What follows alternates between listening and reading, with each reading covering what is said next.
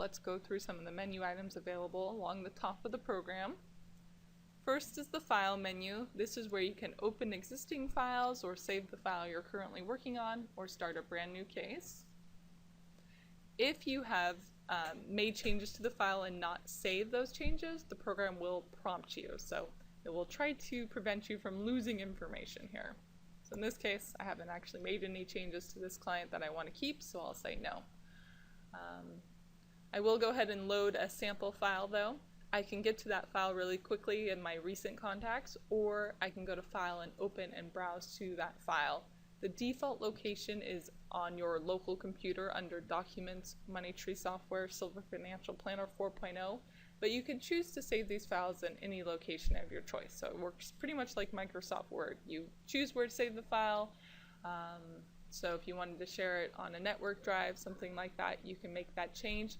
The next time you go to open a file or save the file, the program will just remember the last location that you saved a file or opened a file, so it will revert back to that same drive. So I'm going to open up a sample case so we have some information when we do view the reports in the What If section pre-populated here. The next menu item is Report Selection. This allows you to pick and choose the report pages that are generated, as well as set some options like if you want to include that it's a draft copy or page numbers for your reports.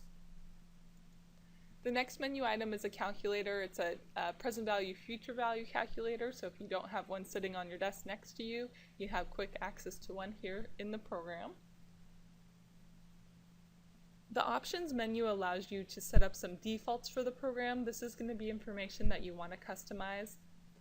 Items like asset classes, so you can see our defaults, cash and reserves, income, growth and income. You can fully customize this information to use the classes that you use within your own practice. So if you're using things like small cap, mid cap, growth, value, you can just type over the names and the abbreviations, and you can add additional asset classes. You can have up to 12 in the program.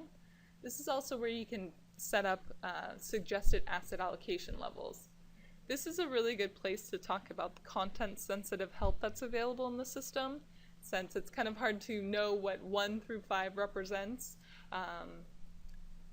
Just press F1 on your keyboard. It will open up the help specific for that data input that you're currently viewing. So we can see here, we can get more description of what the program's asking for and what those columns mean. So it actually is based on that risk tolerance level. Column 1 is for your very conservative risk level, 3 moderate, or 5 aggressive.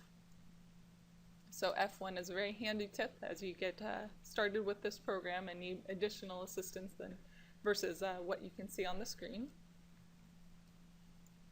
So once you have your asset classes set up, you also want to come back here. You can customize the long-term care costs as well as your advisor information.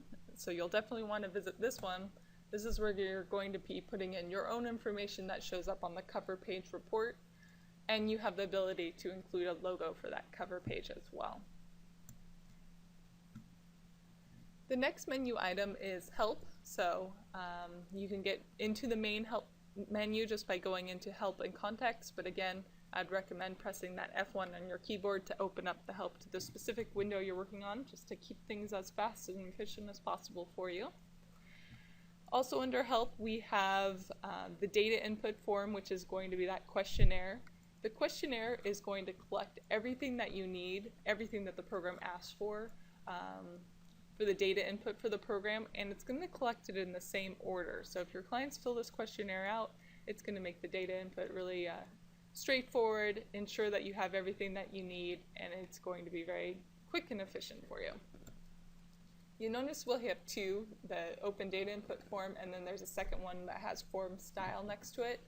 That is designed to be fillable, so if you need to email it to a client, they can type in the fields using Microsoft Word, save it, and email it back, versus the first one, which is designed just to be printed out and hand-filled in. Also under Help, you can activate your copy, so if you need to license the software, you can enter your license information there. You can check for updates, and under About, you can see the version number that you're on, as well as your licensing information. So that covers that main menu. One thing I actually skipped under options is the ability to password protect your files. So that's another feature available to you. It's optional.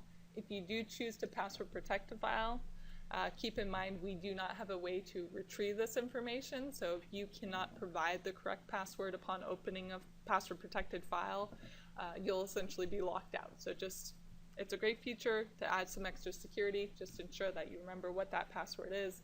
Otherwise, you would have to recreate the plan.